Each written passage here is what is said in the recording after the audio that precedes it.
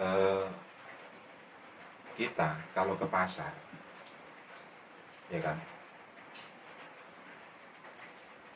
kita nggak bangga kalau kita itu ke pasar itu kalau menjual. Kalau ditanya ya, Mas mau kemana? Kita malu kalau dibilang kita mau gini Mas, saya mau ke pasar, mau menjual barang ini. Kita nggak percaya diri kalau kita menjual. Karena padahal pengusaha itu kan berjualan bukan membeli. Tapi kita akan merasa bangga kalau kita membeli, ya kan?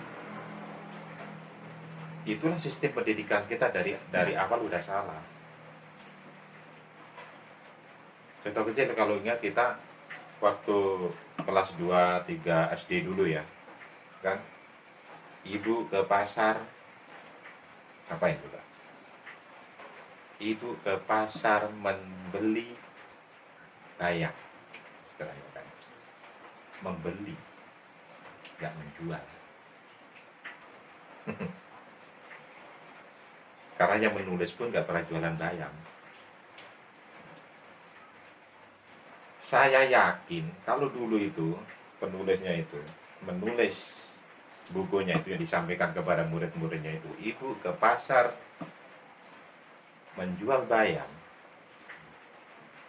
Kalau nulisnya seperti itu, saya yakin murid-murid itu semua jadi pengusaha. Tapi itulah sistem pendidikan kita dari awal udah salah. Selanjutnya, untuk masuk di dunia usaha kita harus berpikir positif. Jangan berharap usaha kita bisa sukses kalau kita berpikirnya negatif. Kita selalu berprasangka buruk sama orang, ya kan? Kita selalu apalagi kita merasa lebih pintar dari orang. Kenapa? Pengusaha kita harus pandai-pandai bergaul, ya pandai melebihi juga ya. Istilahnya harus pandai menempatkan diri. Kadang-kadang kalau kita merasa lebih pintar dari seseorang, tapi karena orang itu adalah pelanggan kita memang harus merasa rendah. Bukan berarti kita rendah diri, enggak. Kita kadang-kadang itu mau istilahnya kita nggak boleh istilahnya orang itu udah mungkin ya pelanggan saya ini udah bertahun-tahun saya, tapi kalau omongan langsung saja plus saya sekat, orang itu kecewa sama kita, akhirnya kita ditinggalkan. Orang itu bukan lagi jadi pelanggan kita. Nah, itulah sifat pengusaha harus selalu.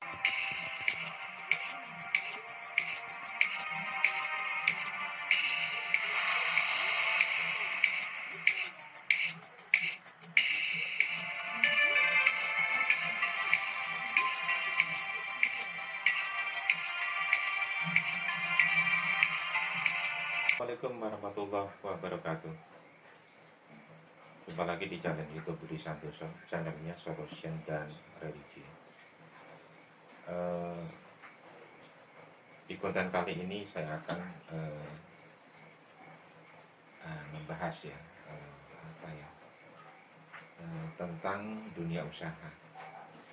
Di konten saya sebelumnya saya telah mereview salah satu usaha saya, yakni usaha penggilingan padi. Di situ saya telah mereview kisaran harganya berapa, dari tahap persiapan sampai usaha itu dijalankan, usaha modalnya berapa ya.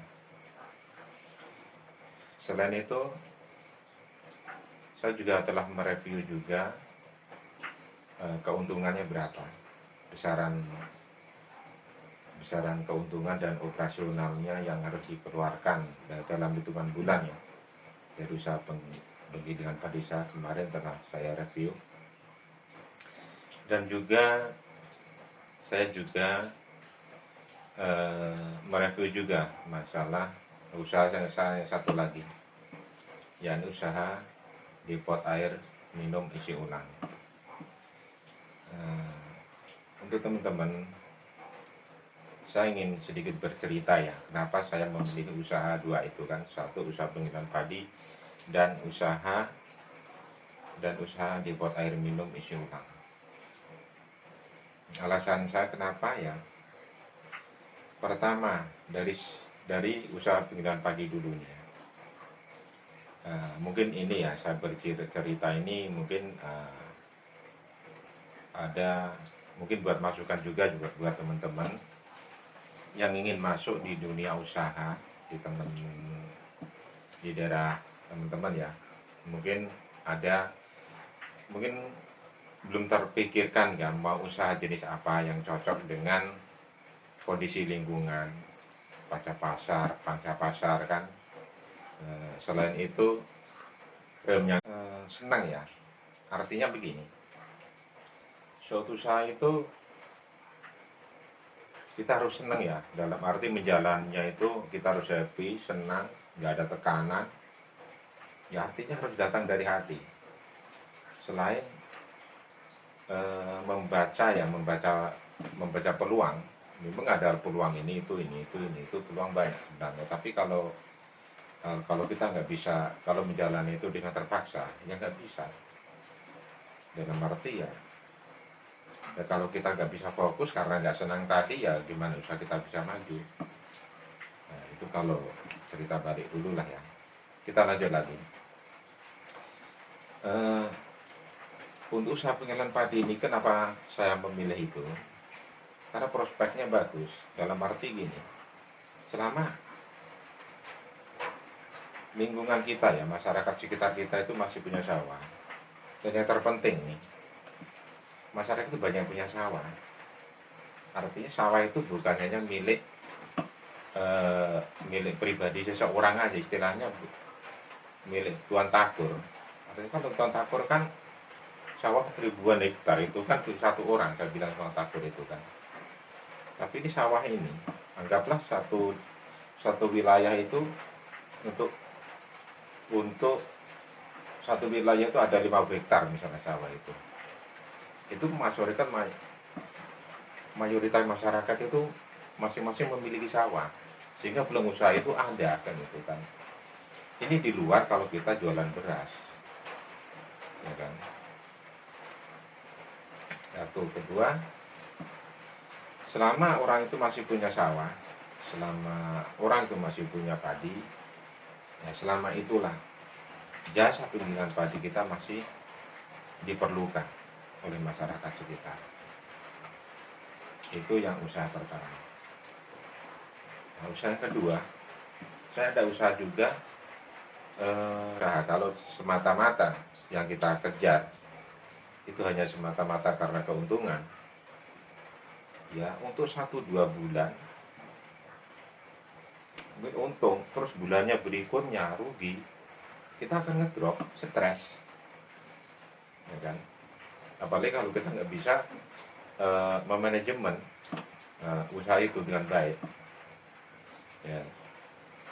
Satu, untuk pesan saya kepada teman-teman yang mau usaha-usaha, jangan diniatkan dulu semata-mata cari untung, enggak. Pokoknya dinikmati dulu ya. Yang penting kan usaha itu penting dijalani dulu. Yang penting dijalani dulu dengan senang hati, nggak ada tekanan kan.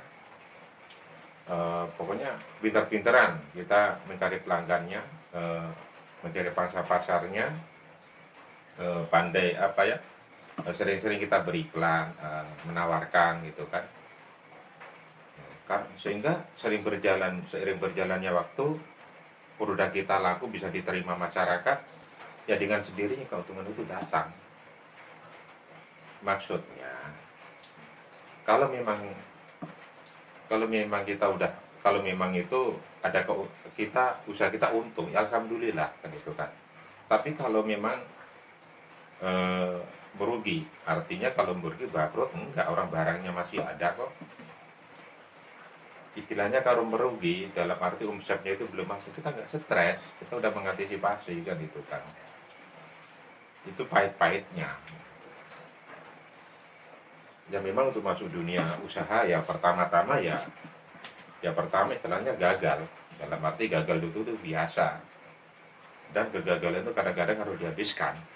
Ya, ya untung lah. Dan nama usaha kok langsung untung besar, omset tinggi. Ya memang ada yang seperti itu ada, tapi kan nggak semua seperti itu. Pertama gagal dulu, gagal dulu, gagal dulu. Kalau memang kegagalan ada 4, ya kegagalan ada 4 nih, 1, 2, 3, 4. Ini satu persatu nih harus kita hilangkan dulu nih. Sampai 4 hilang gagal ini, baru kita sukses.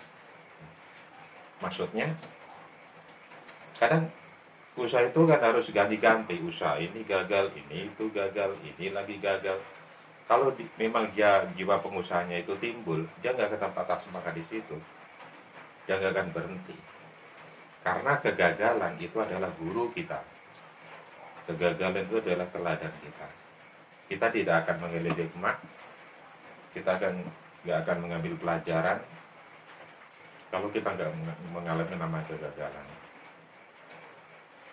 Banyak orang-orang sukses di luar sana, ya kelihatannya sukses sekarang, enak hidupnya itu mereka, ya kan? Tapi kan kita tengoknya sekarang ini mereka sukses, kita nggak tahu pahit getirnya dulu mereka usaha itu merintisnya itu gimana. Contohnya Abu Rizal Bakri, ya kan, Sandiaga Uno, belum lagi Guru Ciputra itu kan. Kita jangan tengok mereka itu usahanya itu sukses itu, ya kita jangan sekilas sekarang aja, tapi dulu lah. Mungkin Pak Ciputra itu tahun kisaran 60-an 70-an, bagaimana beliau merintis usaha apa itu properti ya, salah satunya itu jatuh bangun juga. Saya juga untuk edukasi dan pembelajaran saya juga sering ya tengok video beliau itu, Bapak Ciputra itu nggak instan, memang dari nol itu beliau memulainya itu. Oke, kita lanjut lagi.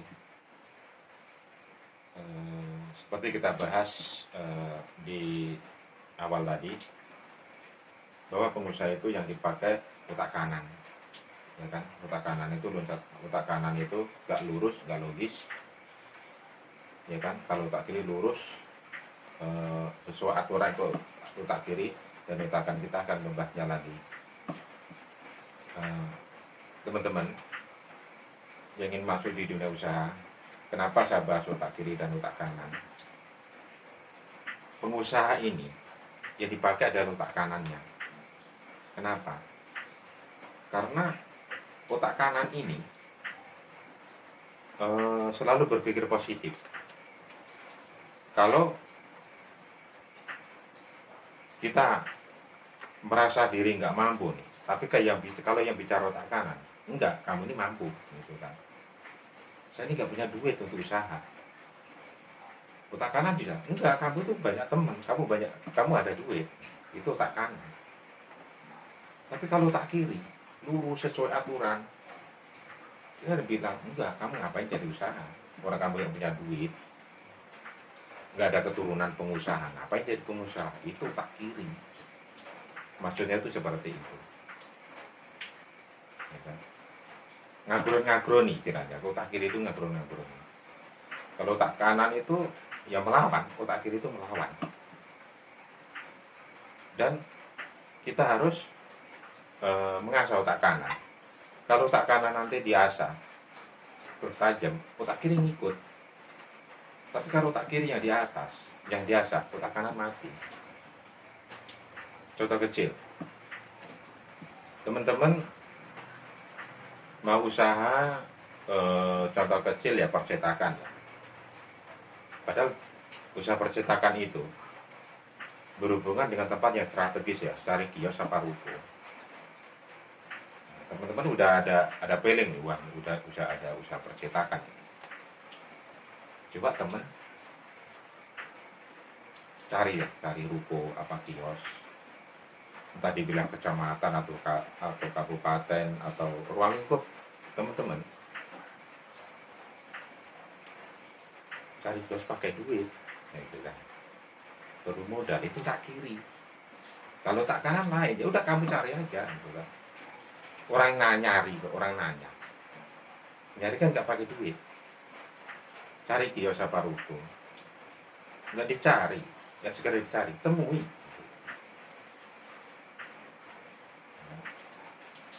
Misalnya 1 tahun itu ngontrak misalnya 10 juta. Ada DP nih, 500.000. Ya kan? Kebetulan kita bawanya duit 500.000. Ya setidaknya kita udah bercerita kepada teman kita, pada kerabatnya kita. Setidaknya kita udah bercerita. Saya udah punya ruko, gitu kan. Walaupun di DP 500.000. Ya kan? Berarti kurangnya tinggal berapa tuh? Kurangnya tinggal 9.500.000, ya kan? Insya Allah itu kekurangannya itu lebih mudah dari yang 500.000 itu, kalau Anda yakin. Gitu. Ya kalau tak kiri enggak. Ya kalau tak kiri kan, walah mas, ya udah, duit aja nggak ada kok, aneh-aneh mau cari ruko gitu kan. Duit dari mana?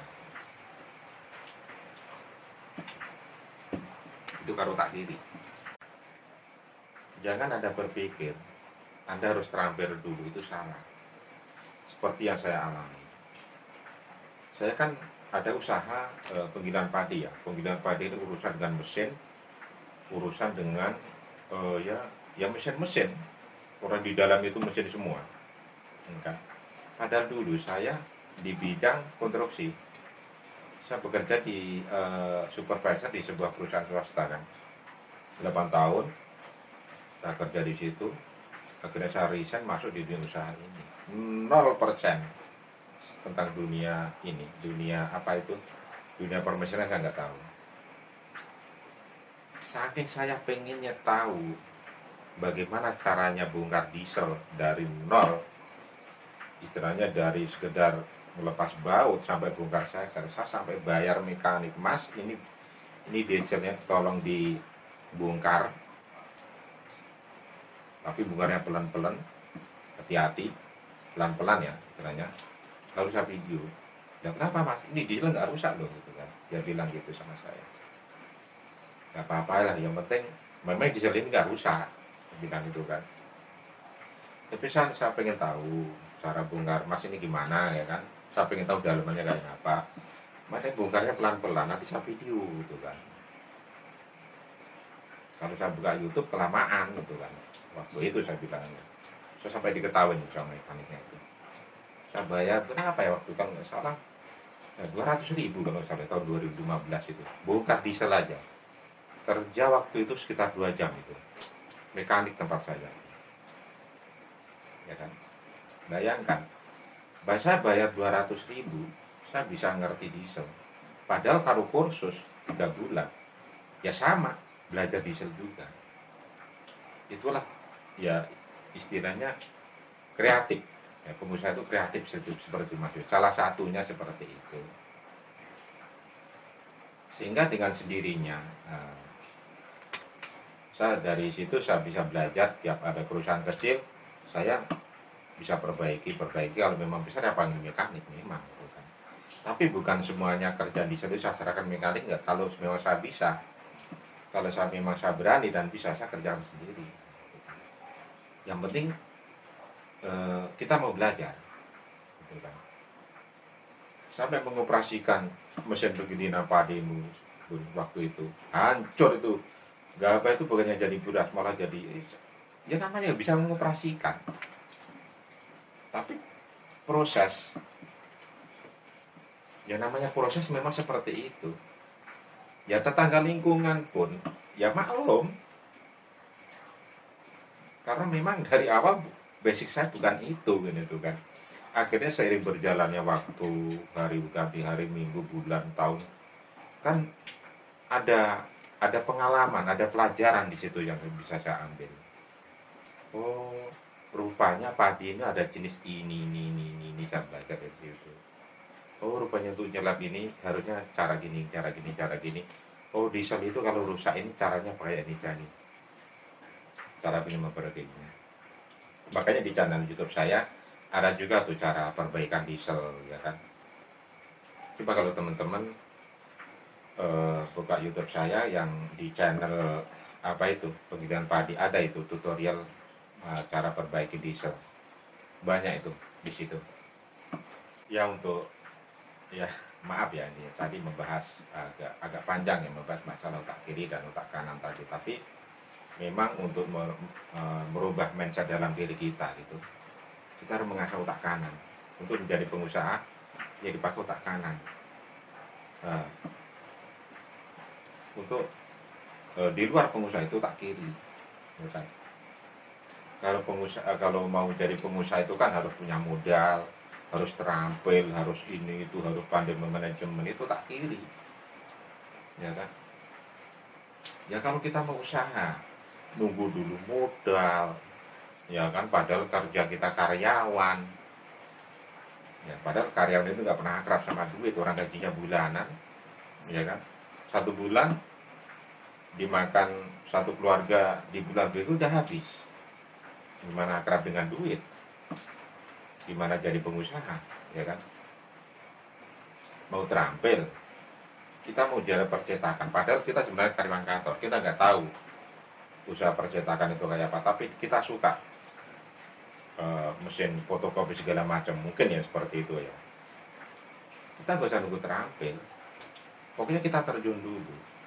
Masalah percetakannya kita bisa kursus, bisa bayar orang, kita belajar.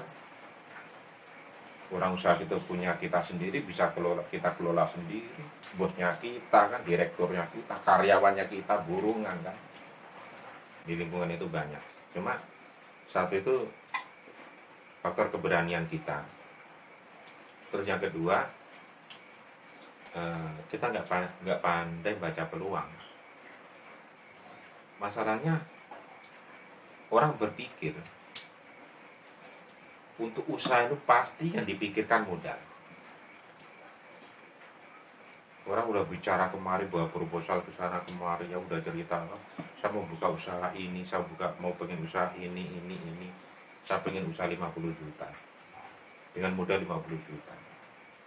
Tapi giliran dia mendapat 50 jutanya, dia bukan pakai usaha, paling belikan motor atau mobil atau perbaiki rumah gitu kan.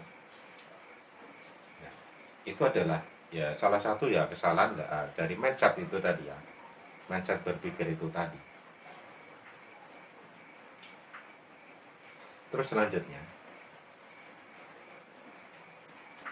ini kurangnya perhatian dari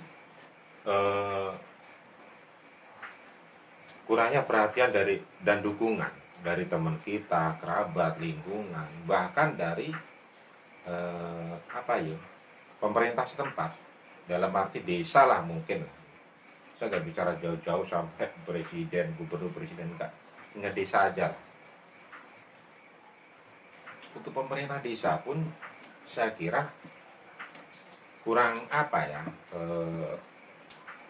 untuk partisipasinya dalam para pengusaha-pengusaha ini, saya rasa sangat kurang begitu melindungi. Contoh begini,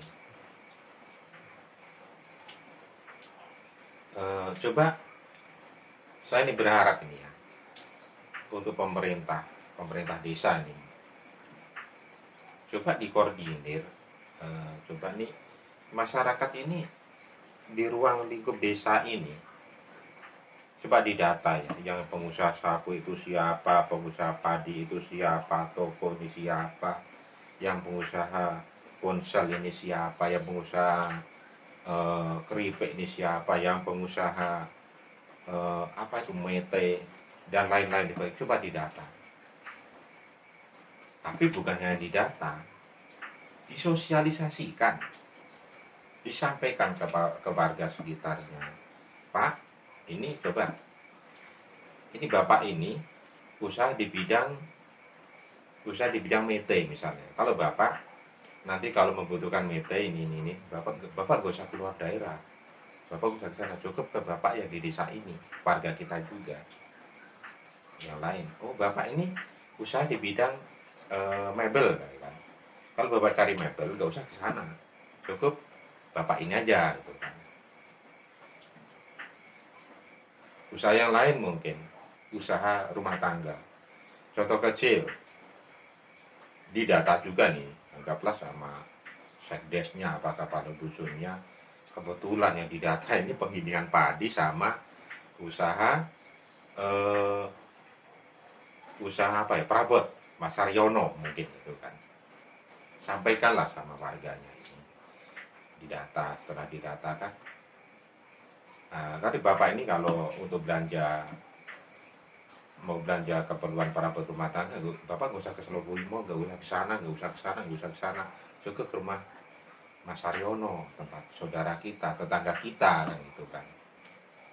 Mungkin ada yang alasan, jauh pak, orang belanjanya di sana, jauh di luar kota. Nah, pakai punya HP, gitu kan. Pesen lah, gitu kan.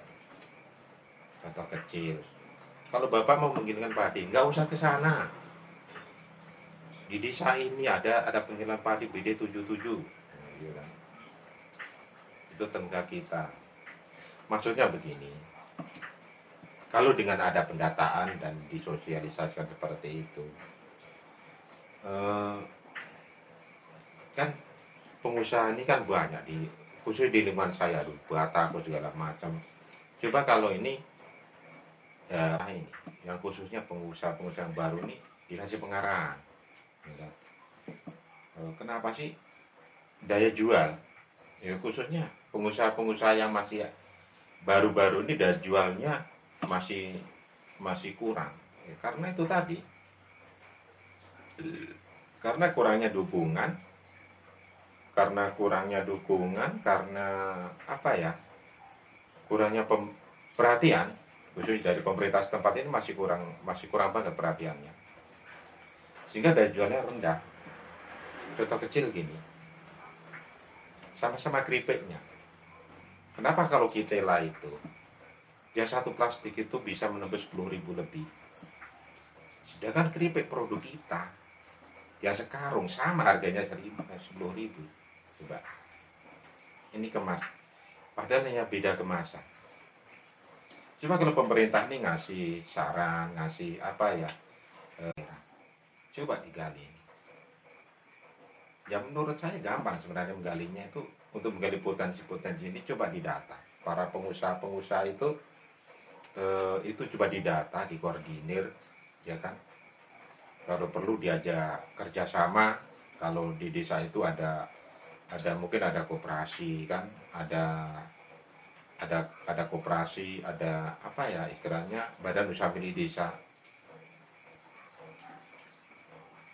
sehingga para pengusaha-pengusaha maju ini yang ke depannya bisa meningkatkan pendapatan asli daerah, pendapatan pendapatan desa dari itu sendiri, ya kan. Sehingga nggak selamanya masalahnya desa itu mengandalkan eh, mengandalkan istilahnya pemerintah pusat. Nggak bisa, kita harus berdiri sendiri. Nggak bisa selamanya itu istilahnya kita itu, masyarakat itu jangan dikasih ikan secara langsung, tapi kasih kail. Itu menurut saya. Sehingga dari kail itu orang bisa mencari sendiri istilahnya, atau mau cari ikan yang besar atau kecil, dia bisa berpikir dengan sendirinya. Apalagi kalau udah dikasih ini kailnya, itu kolamnya, kamu mancing sendiri, itu bagus. Bagi para pengusaha-pengusaha yang ada di daerah itu, masalahnya kalau didata untuk ruang lingkup desa aja lah. Coba, kan ada pengusaha, ada pengusaha toko, ada pengusaha batako segala macam lah, perabot rumah tangga contoh kecilnya itu. Coba itu didata. Nah, bukan sekedar didata, tapi setelah itu disosialisasikan. disosialisasikan ke warga, eh, diinformasikan, dan mengharap istilahnya eh, untuk kebutuhan untuk kebutuhan masyarakat setempat di ruang lingkup desa itu ya, kalau bisa dipenuhi di daerah itu sendiri, nggak usah keluar, sehingga perputaran uang itu nantinya besar, ya kan? Contoh kecil untuk ya mungkin yang ingin diinformasikan ya, yang mau jual, yang mau membeli perabot, ya daripada keluar daerah, keluar kota. Kalau di desa itu ada yang menjual perabot, mending ke mas atau teman atau kerabat yang menjual itu, sehingga perputaran uang itu nggak kemana-mana. Yang mau menjual ayamnya disampaikan, kalau menjual ayam, membeli ayam nggak usah keluar, ada si Pak D ini, ada si Bapak ini yang menjual ayam. Kalau yang mau beli peralatan bangunan ini, di material ini, nggak usah keluar, gitu kan. Saya yakin kalau itu bisa ke depannya bisa diaplikasikan seperti itu. Dan ini perlu perhatian memang, perlu perhatian dan pengarahan dari pemerintah setempat. Saya yakin desa itu akan maju. Seperti kemarin ada penyuluhan dari bapak yang dari Klaten, saya katanya BUMDes desa itu per tahunnya bisa mencapai 1 miliar. Entah 1 miliar atau 10 miliar itu per tahunnya, saya lupa itu. Masalahnya saya bukan tertarik masalah angka-angkanya ya, bukan masalah angka berapa miliarnya per tahun itu. Itu desa itu yang mengaplikan seperti itu ada istilahnya BUMDes ya, Badan Usaha Milik Desa, dan dia banyak merekrut, memberdayakan masyarakat lingkungan, dan nggak menyaingi dari pengusaha lokal, bahkan direkrut, bahkan diajak kerjasama, sehingga perputaran uang di desa itu besar. Masalahnya uang itu nggak keluar, duit itu nggak keluar, muter aja di situ. Yang mau beli apa di situ, yang mau beli ini itu istilahnya, yang menjual jasa pun masih di ruang lingkup itu. Sehingga karena dia masuk BUMDes, akhirnya laba per tahunnya itu besar. Saya sampai ya kaget sekaligus kagum kan. Entah 1 miliar, entah 10 miliar, lupa. Tapi luar biasa, kayak untuk tingkat desa waktu itu. Coba itu nanti saya berharap itu diaplikasikan di ruang lingkup saya juga kan. Intinya perlu perhatian dari aparat setempat, yaitu melindungi para pengusaha-pengusaha ini. Bahkan kalau perlu dikasih pengarahan, kasih penyuluhan, gimana istilahnya ini supaya majunya itu gimana, sehingga punya daya saing, keluar itu daya saing. Dan kesadaran dari masyarakat ini perlu perlu ditingkatkan. Artinya kalau memang di tempat itu ada istilahnya ada toko, mungkin ada perabot segala macam itu, kalau memang bisa dipenuhi di lingkungan sendiri, ya nggak usah keluar, gitu kan. Jangan sampai ada pemikiran nggak rela, istilahnya kalau tenaga kita sukses. Saya berharap nggak ada yang berprasangka seperti itu. Justru senang kalau tenaga kita sukses, karena kita ikut andil di dalamnya juga, gitu kan. contoh kecil. Di sini nuansakan banyak tukang. Ya kalau memang bangun rumah, ya kan. Ya kalau lingkungan kita, para teman-teman pengusaha ini, khususnya pengusaha-pengusaha yang masih baru, kan, itu kan. Perlu dukungan moral. Karena enggak selamanya bantuan itu baik, itu enggak. Saya bilang bantuan itu bukan jelek, enggak. Tapi lebih baik dikasih kail, lebih kali dikasih pancing daripada memberi ikan. Iya lebih bagus ya itu tadi. Dikasih pancing sekalian kolamnya. Gitu kan. Itu yang saya harapkan dari pemerintah setempat. Intinya kalau kita usaha dan didukung, harusnya kan pengusaha dan didukung oleh lingkungan, termasuk saudara-saudara kita. Cara mendukungnya gimana? Ya kalau dia menjual produk, cara mendukung kita ya kita beli, karena dia masih bukan bukan berarti dia kerabat, masih ruang lingkup satu wilayah itu, daripada kita keluar ngapain gitu kan.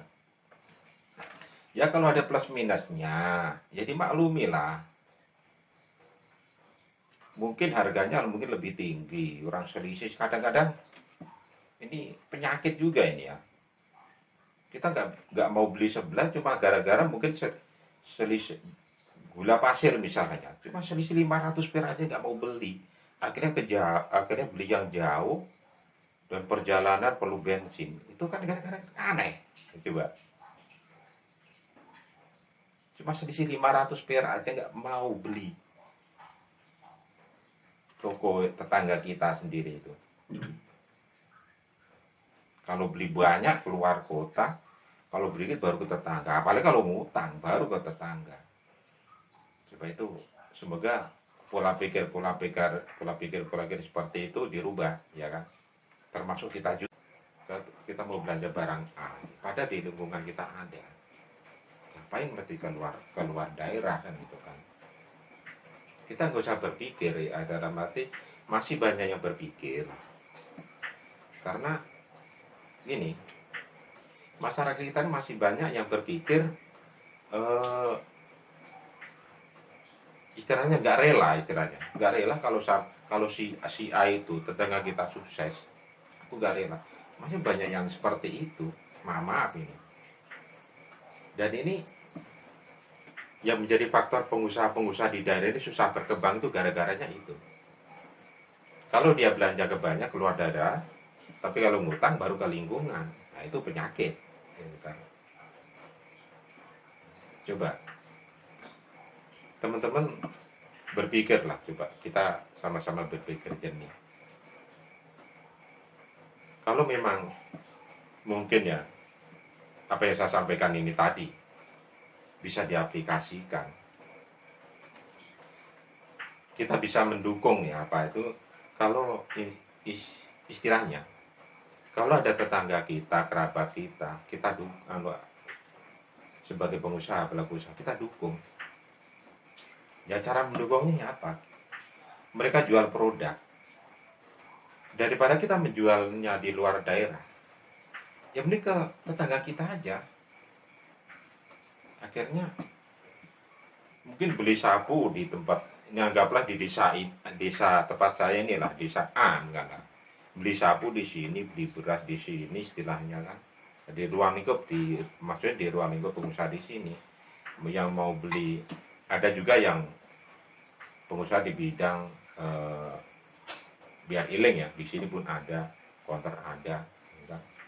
Sehingga perputaran uang itu besar di daerah di desa ini. Saya yakin kalau itu bisa diaplikasikan, nggak usahlah pakai BLT, bantuan langsung tunai. Desa itu makmur, gemari Palau Jinawi, saya yakin itu. Nggak boleh mengeluh, harus kreatif, ya kan? Bekerja keras itu adalah pengusaha. Salam sukses, semoga bermanfaat. Wabillahi taufiq wal hidayah. Wassalam warahmatullahi wabarakatuh.